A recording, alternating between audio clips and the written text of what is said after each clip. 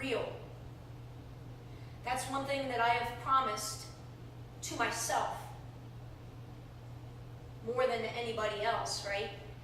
Because it's only me that I've got to kind of live with and be with. I have promised myself that I would be as real as I was consciously able to do in this whole journey.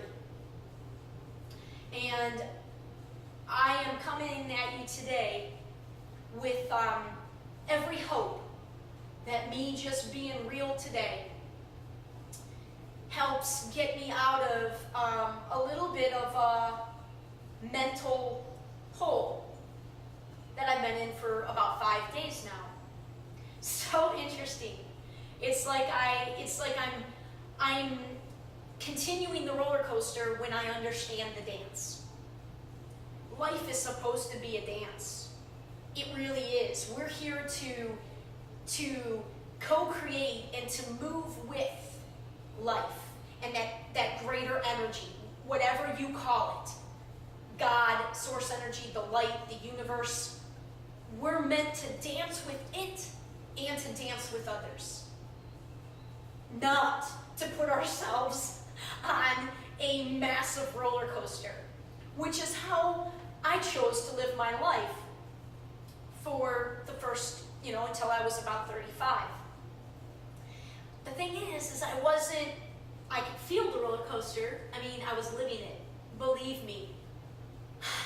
Believe me when I tell you I felt the roller coaster.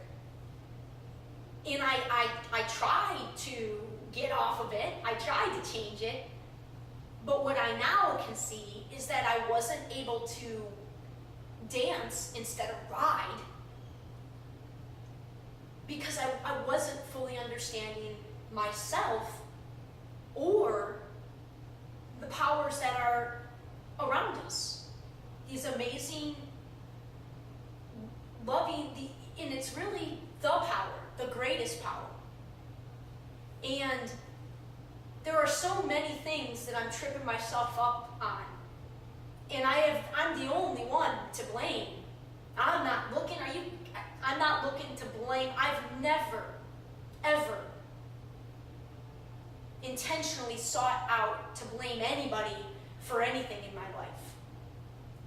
I think the thing that I have got caught up on is trying like hell to make people understand me.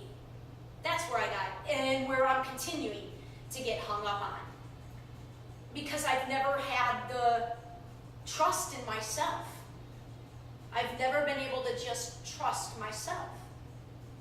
And that's because, I'm not alone in that. Most of us are trained immediately to please others outside of ourselves and to do what others expect of us or want from us before what we want. That starts from the time we're in childhood. And again, please know, I will never say I am better than anybody. This isn't about being better than. This isn't about making my sad story, trying to compete with anybody else's sad story. This isn't about making my vision anymore, even though it's a big vision. Again, it's no more important than anybody else's work is to them or out in the world. It's just what I want to do and am trying to put into. I'm thinking too much. I'm thinking too much. My whole life it's been kind of hard to shut my brain off. If you've ever seen that movie, A Beautiful Mind, with Russell Crowe, yeah, that's kind of there's that much information in my head swirling around. And the thing is it's not just all swirling around independent of the other information. I've got it, you can weave it together in all different ways. Because that's what our life is. it really is a story. And you really can tell your life in a completely different way depending on what you focus on. If you want to focus on all the sad, you can make your life look one way, and then you can go back and focus instead on all the positive, and your life looks totally different. It's pretty incredible. And there are really infinite combinations just within your own life, let alone when you start thinking of what's possible out in the world, when you take all of your infinite combinations and merge them with other people's infinite combinations.